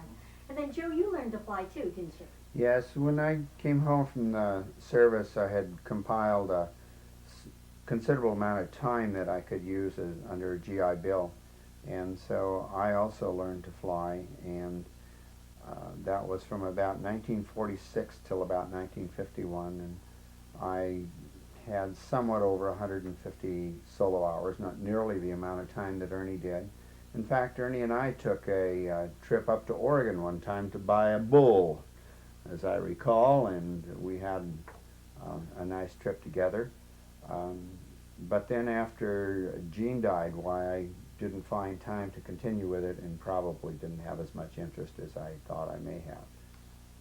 Well, considering we've only interviewed 3 of Daddy's children so far, I think we'll leave some the good things for them to share with us, and we'll let you be on your way. We have taken a little bit of your time, but now we won't have to take away from your time at the party tonight. You can visit and have fun.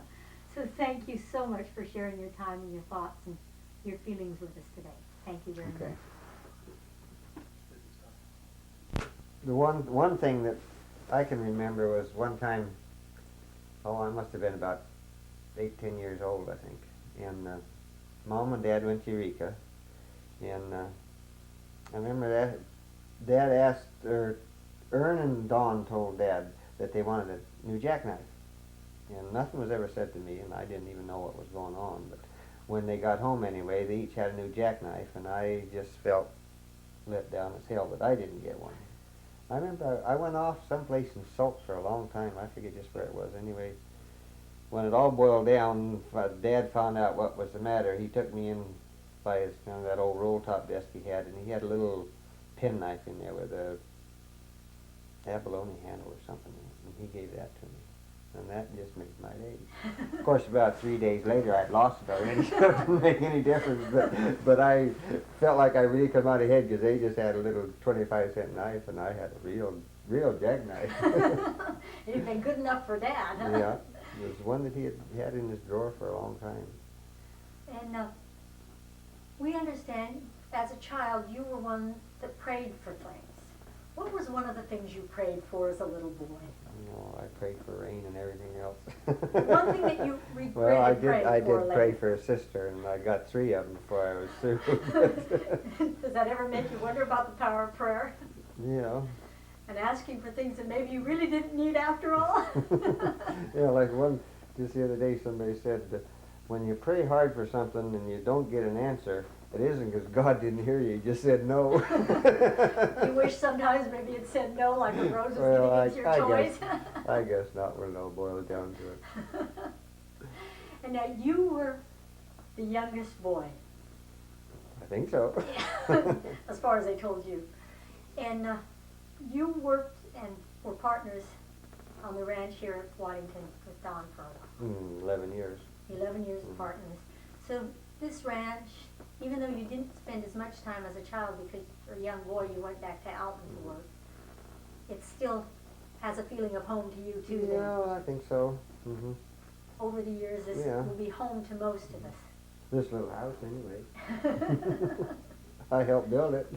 Yeah, and this was the second house that had been built for young marrieds to live in on this ranch. His mom went into that one as a bride, though it had been built for her mother-in-law. Mm-hmm. So there's been quite a few brides brought to this ranch over the years, hasn't there? Well, Uncle Fonso and Aunt Winnie lived over there too, upstairs. So there's been quite a few. Quite a few brides. And is there any other story that Dad ever told you over the years that you can remember about different things that happened to him? Oh, I can remember him telling us about selling bullfrogs as a kid. No one else remembered that one. and they would go down several of these sloughs around here and catch them, and they had to be a certain size before they'd get top price for them. And they sold them to some guy, I think he shipped them to the city or something. So they'd get the ones that weren't too fat, and they'd take a straw and blow them up. A straw blow them up. I can remember talking about that. Oh, and then any other special ones that you can recall?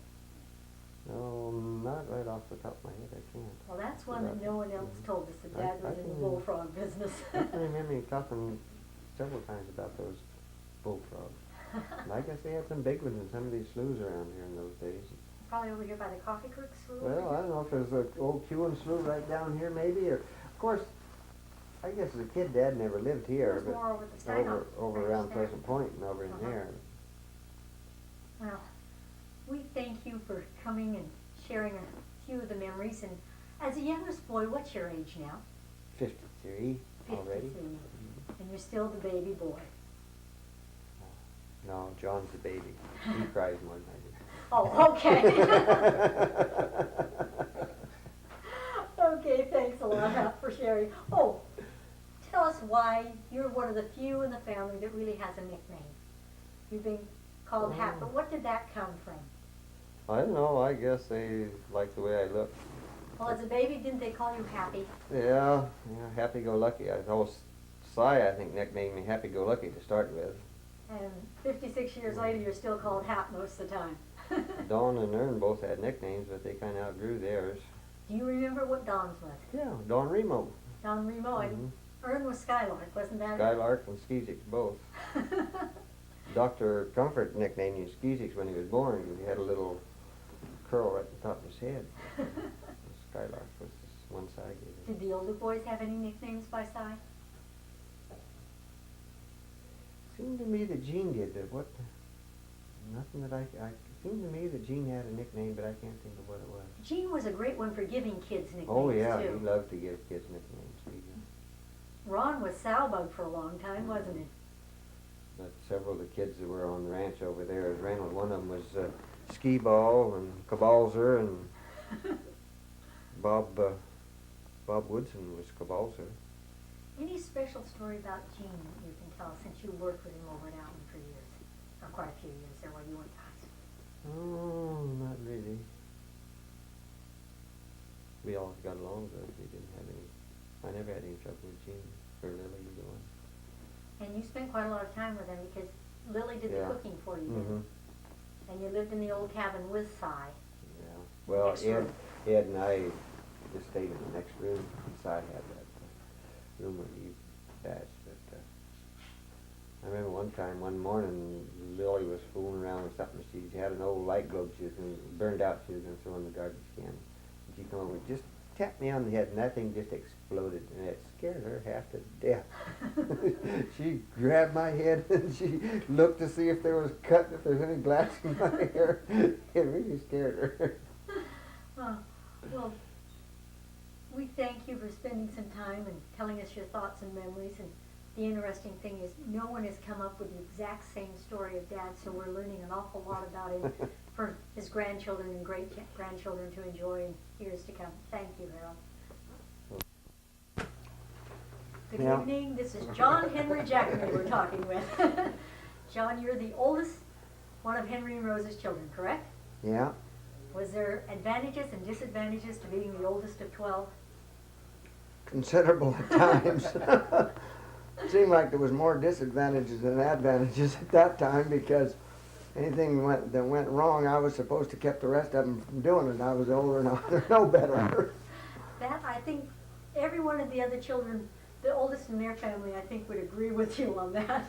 Well, I could see why they would. I know that I used to do that with mine, so I'm sure that it worked for everybody. And just a minute ago, you were telling us about, you were born here on this ranch at Waddington. Mm-hmm. And about as a child that you fell in the well. Can you tell us that story again now? Well, we were down there, Uncle Ted and his son and Edward, and Dad and I were down below the Henry's house here, looking at a well that was down here right by where that ditch goes through the ranch. And I remember falling in, and I don't remember, but Mom said that Dad pretty near beat me down the well, and he got me out. It was a pit, really, and then the irrigation pump was down in there. And I must have probably been about 2.5, 3 years old, something like that, because we moved after that. So I was about 4 when we moved over to Alton. So all your school years then were at Alton and Fortuna. Yeah, I started at Alton Grammar School, went 8 years there, and then went 4 years to Fortuna High School. How many years did you have Mrs. Woodcock as a teacher? 3 too many. Well, even Mother thought that Mrs. Woodcock maybe had it in for the family, so if you felt like it was three too many, Mother understood. Well, I had Mrs. Lawson for 5 years, and she was really a strict disciplinarian, but she never held a grudge. And when you're small, it takes a while for you to figure that out, too. But Mrs. Woodcock, it seemed at times, just bedeviled doing something to us kids. Of course, it was over a two-bit election that was held, and she was afraid she was going to lose her job. And that was when Dad ran for the school board over there? Yes, that's right. And He lost by 1 vote, and he didn't vote. So that was quite a while ago. and later Dad ran for the school board at Ferndale High. Yeah, he was on the, he served 2 or 3 terms on the Ferndale High School board, and he was clerk of the board for quite a while. And of course, Ern knew more about that because he was back here at home with Dad then, and I had already married and moved to Elk River then. I remember the day you walked out the sidewalk of the house next door, and you were heading for Reno to get married. You do, huh? And Mary Grace called you back, because Mom and Dad were in Kansas Yeah. City, and the whispering that went on. Mm-hmm. And then the preparation of the front bedroom in anticipation of you bringing Lois back. And then you never got to... And then you were smart enough not to bring her here. Well, you do something right even if it's by accident once in a while. I believe your cattle racks were in the bedroom there. The bed was short sheeted and Well, I up on heard that. kindling sticks, and the clipping from the newspaper was on your cattle racks in anticipation of the first sister-in-law coming back home. I didn't know that, but I knew that the bed was fixed, but we just never, I never did sleep in that bedroom. We stayed with Gwen and Ernie, and for a while, and then I moved up to Grandpa Christine's old house, and I lived up there till we moved to Elk River. And I remember you and your most gracious wife and your first Christmas. Lucille got to go to Jean and Lily's that first Christmas. They had a spare room. Your wife caught me heartbroken over in a corner and said I could come home with you. She looked at my face when we got to the living room at Grandpa's house and said, "Would you like to sleep with us?" And not knowing any better, I said yes, and I spent Christmas Eve in your bed with you your first Christmas. Well, May I now I don't apologize? I don't even remember that, so it didn't. It must not have bothered me too much. But when I got old enough to know better, I thought, oh, what loving people and what an idiot I was. I don't even know if Lois remembers that. I'll have to ask her. I did remember it. As I got to know more, I did remember it. Yeah. Can you tell us about the horses that Dad had before the tractors came onto the ranches? Of course, when I was over here, we had horses, and we had an old Fordson tractor. And I just vaguely remember the horses that were over here, but at Alton, when we moved over there, there was 3 teams of horses and a creamery horse. We hauled our milk to the creamery with a horse and wagon. And then Dad eventually got an old Model T Ford truck that had hard tires on the back that we hauled the milk with. And he sold one of the teams of horses that we had over there to Uncle Jim Wilson. And he used that money to help buy an old Fordson tractor. We always had 2 teams as long as we had the Densmore place. And there was a black and a white horse, Kitty and May. May was a white one. And then we had a team of brown mares that Dick Bryant's uncle had raised. And Butte and Queen. And Queen died and Kitty died one winter. And then we went out and we bought Babe and Jane. And then we raised 2 colts out of Jane. And then Dad had a colt that he bought, and then he bought a mare from Uncle Fonso that was out of a mare that used to be here when I was small, and Bally, and we raised 5 colts out of her. The Wrigley boys up here bought 3 of them, and Harry Johansson bought 1. They were scattered all over the country. And then when I was here, I bought a stallion and a mare, and when I moved to Elk River, I took them with me, and I raised several colts, and then the tractors came after the war, you could get them all. During World War II, I farmed entirely with horses. I never had a tractor till after the war. How long did you run this ranch here at Waddington? 4 years. By yourself? Well, Dad, no. Well, kinda, yeah, but we both ran it. We were, I moved over here in February of the year that I graduated from high school, and Uncle Les worked for me, and I lived out at the end of the lane with Aunt Mary and Uncle Les, and then he got a job as a carpenter. He'd been out of work, and he went to carpentry, and then we hired a Portuguese fellow by the name of Manuel Nunes, and they lived in the house, and I lived upstairs. And then when he left, Dad and I drove back and forth from Alton. And then when we moved over here, then Gene and Joe and him drove back and forth from to the foot of Hydesville Hill, Where Joe and Gene had the ranch. And they did that till Gene got married. So that was for a couple of years anyway. Because Dad and Mother didn't move over here, I think, for pretty near 2 years after we started to run this. I had my 4th birthday here, and they moved like the fall when I was 3. Wasn't that? You came over here in October or something? Yeah, we did. Yeah. And I know I had my 4th birthday. Well, I think I had my 4th birthday at Alton. And David Pedrotti had his 4th birthday in this house over here before they moved up to Waddington. Is that right? Yeah, when we were talking one time. But I did a lot of farming here with horses because we only had one tractor at that time, and Dad moved it back and forth. And old Si, who was with us for so long, well, he came over and worked with me here after Dad started going back and forth, and then he worked for Dad for several years till the boys got out of school. And then when he retired, he moved over there in that place and lived in the cabin on Gene and Joe's place over there. Did Si ever give you a nickname? Si was good at giving everyone nicknames. No, he never did, that I can remember. I had a lot of nicknames, but Si never gave me any. What were some of your nicknames as a I'd kid? rather not repeat it. They must have been good ones. But, you know, it was, Dad gave us kids a lot of chances.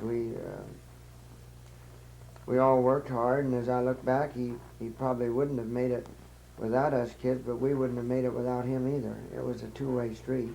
At that time, a man's family was still very much an asset to him. Well, they are today. But, you know, as far as working the land. In a business, because both my boys stayed with me till they were out of school, and Clinton's came back and is still with me. Is he a partner of yours now? No, he's not a partner per se. We've been working on a partnership, but he has a bunch of cows of his own there, and he takes care of the machinery and equipment, and he drives a truck, and we haul hay and haul cattle and one thing and another. You're coming in close to 40 years then in at Elk River just about, aren't you? I be married 40 years in October, and we bought it on the day that Pearl Harbor struck. And we moved in there in February, the day before my birthday. I spent my birthday in there that year.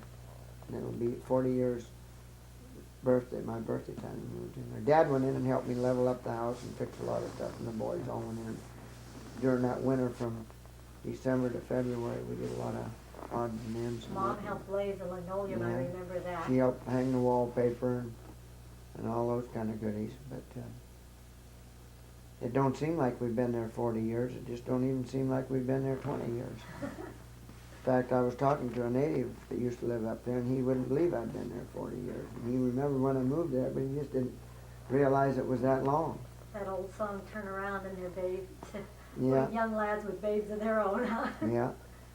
And how many grandchildren do you have now? Have 4. Walter has 2 girls, Sarah and Mary, and she's 6. And Mary will be 4 the day after our wedding anniversary. And we have Pam and Clinton have Carl and Tiffany, and Carl is 4. He was 4 the 9th of March, and Tiffany was a year old the